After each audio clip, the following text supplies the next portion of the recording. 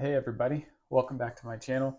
Today we're going to be talking about how introverts can work through and get better at conflict resolution in the workplace. Let's get into it.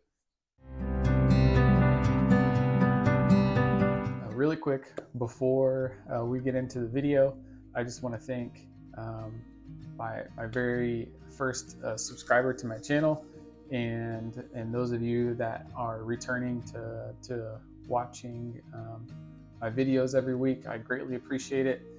The whole reason why I wanted to start this channel, like I've said a couple times before, is to start a community of us introverts supporting and helping each other on our journey within the workplace and making a place where we can all be successful. So I greatly appreciate those of you that are tuning in every week and my very first subscriber. All right, so let's get into it. We have three main topics. The last one I'm going to hold to the end of the video because that's where I'm going to give you some strategies and some tips for how us as introverts we can kind of build our own little scenario that can help us in conflict resolution. But the first two pieces we have to talk about are communication styles and then environment. And those are the two main factors when it comes to conflict resolution, especially for introverts. When it comes to communication styles, there's two main pieces that I want to talk about. So the first one is active listening. And I've talked about this in other videos before, but in conflict resolution, this comes in, this is probably one of the most important pieces of it. And with active listening, it's really easy to get in a confrontation with somebody and then you're basically just waiting to talk again, or you're talking over each other and there's not much thinking going on at all. And I'm sure a lot of you have been in those situations before with someone that is overpowering and tries to dominate the conversation. And even if you're right, they're the ones that's trying to be right. And it doesn't always end well for either person, but especially for us, right? The way that we already have a tendency to listen, and it takes us longer to respond because we're basically thinking about what's being said and internalizing it. And I've talked about that before. We don't need to come off as being too passive or in a place where we're not quick enough to think on our feet and just say something for the sake of response because we're in some sort of conflict. And we need to be the ones that have an answer or put somebody in their place. We don't have to do that. That's not the point of having a conflict or conflict resolution. We can use our active listening skills to really understand why that person is feeling that way, why we are feeling a certain way about that person or about a topic between that other individual at work. And we need to try to get to the root of the problem. So our active listening skills come in very handy so we can try to figure out what is actually going on at the heart of the situation. So the other piece I'll talk about in terms of communication are nonverbal cues. And I mentioned this before in another video, but nonverbal cues can be helpful for us as introverts because we are not always going to use our verbal communication skills, especially if we're in the middle of a conflict and that other person is truly trying to dominate the conversation, even if they're wrong. So we can use things like the way we're sitting across from that person at the table, or if we're standing because we're like right in the heat of the moment of this conflict. There are things that we can do to try to express a certain feeling towards the other individual to try to get our point across. And so that could be as simple as having our eyebrows down, right, and in a scowl, which can typically mean, right, that we are not agreeing with what they're saying, that is that possibly we're saying that they're wrong in a short way, or right, we don't even want to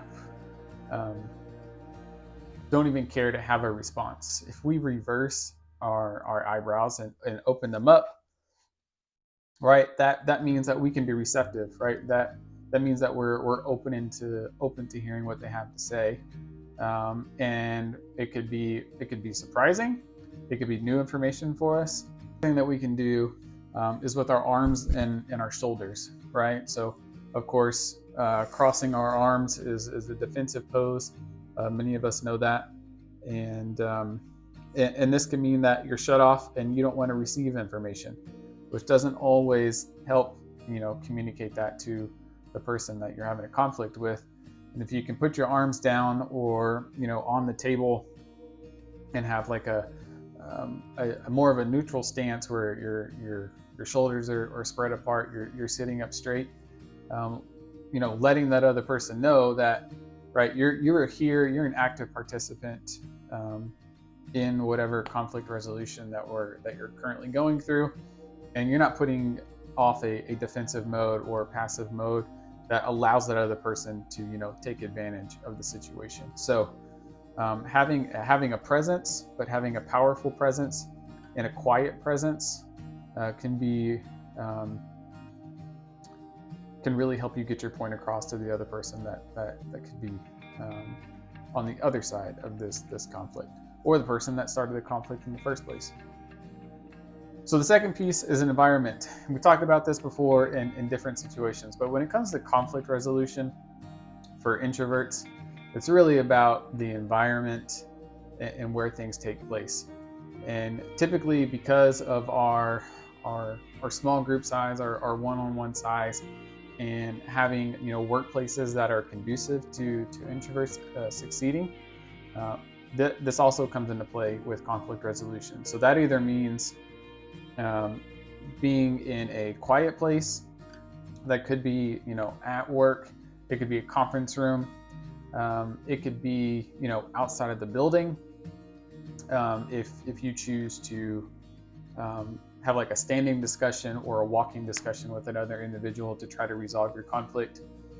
That will help us as introverts concentrate more on the situation at hand, and will limit the amount of distractions that could be taking place. The last one, when it comes to environment, it almost goes with communication styles as well. So it's kind of a mix, but I'll put this in there anyway, is that because we are, naturally active listeners, and it takes us longer to respond because we want to come up with a meaningful response. The best thing that we can do to help ourselves in conflict resolution is to set up a place where we have not only time, but also space to respond, right? So having a decent amount of space between that other individual, whether that's across the table or it could be across the desk, right? Having a little bit more sense of like personal space can help us with our thoughts and our feelings and responses that are meaningful, that can lead to some sort of conflict resolution. So that's a key piece, and like I said, it goes between communication styles and environment. Okay, so the last one we'll get to is helpful strategies. So what else can we do as introverts to help ourselves in conflict resolution and make sure that there is a positive outcome? So one of the things that we've talked about before, when we've discussed like meeting your boss or meeting coworkers or meeting customers, is the preference of written communication over verbal communication. And sometimes especially if we're in a conflict, right? And whether it's being mediated by a manager or by HR, sometimes it's easier to take the time and reflect on your emotions and your thoughts and put them in written form. And that gives you the opportunity to write things down, but also look over them and look over it multiple times. And then also forcing yourself to slow down and take time, because typically what happens is that regardless if you're an introvert or an extrovert, the longer you spend thinking about your thoughts and your emotions and maybe how you initially reacted or what you want the ultimate outcome to be, the longer you think about these things, and especially if you write them out and you can read what you put down, more often than not, that leads to a more positive outcome because you have a chance to reflect and maybe look at things that you have written that may not be coming across the way you want them to, and it gives you the chance to reword things before you hit send. All right, so written communication over verbal communication. Sometimes that's just the way that we need to do it, and that's okay. The second piece is taking reflective pauses. Like I just talked about that in written communication, but even if it's in verbal communication, in conflict resolution, you can take reflective pauses. Right? There's no rules in conflict resolution where you have to have quick rebuttals and you have to be ready to like defend yourself as soon as the other person stops talking. Right? You can take the time to pause and make sure that you are providing the best response or explanation that you can in that moment, with the end goal in mind. Which leads us to our last one. Sometimes in conflict resolution, as many of you know, it's not always about being right or wrong, especially in a workplace environment. Typically what has to happen in a workplace is some sort of compromise. So the last tip that I have for all of you when we're in conflict resolution as introverts is try to think about ways that you can come to compromise with an individual, or figuring out a way that you can work together towards, or work separately even, towards the same goal. Right? What that allows us to do is to continue working in an environment that we prefer, rather, right? Like small groups, being able to have our own like one-on-one time, things that we've talked about before. But if we're doing this in terms of conflict resolution, what that means is that if we find a compromise with an individual, right, what we're also doing is allowing ourselves to continue on a path that we feel comfortable with, right? And we don't feel like we've been cheated, or right, we've been done wrong. If we're on the other end of it, right, and we brought up a conflict to an individual, right, this gives us a chance to maybe see something from their perspective and try to work towards the same goal. So your day-to-day and what you would do going forward doesn't necessarily have to change in order for you to be successful in all the things that we've talked about. We just have to be more conscious of how our work or the work of others has affected us. And if that was a conflict or that led to a conflict, this is one of the ways that we can get to a resolution. So like I mentioned, it could be some sort of compromise where you can each, work on something and then go your separate ways, or you can take a more holistic approach, break it up into different pieces, and then work towards the same goal. And then that way that you can resume the working style that you prefer, and then make sure that everybody is on the same page going forward. So hopefully that helps some of you. I know I've had my fair share of conflicts in the workplace, and it usually comes down to conflicting personalities, and surprise, surprise, it typically is against extroverts and not introverts, and communication styles and working styles.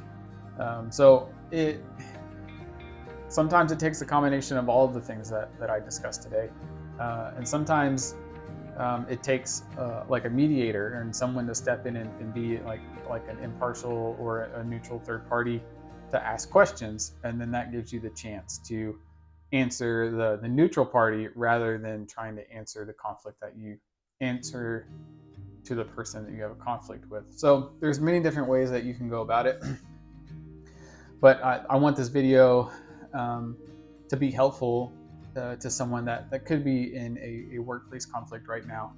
And if any of you, if there are any others that have been through a workplace conflict and that was either successful or unsuccessful, I want to know why in the comments below.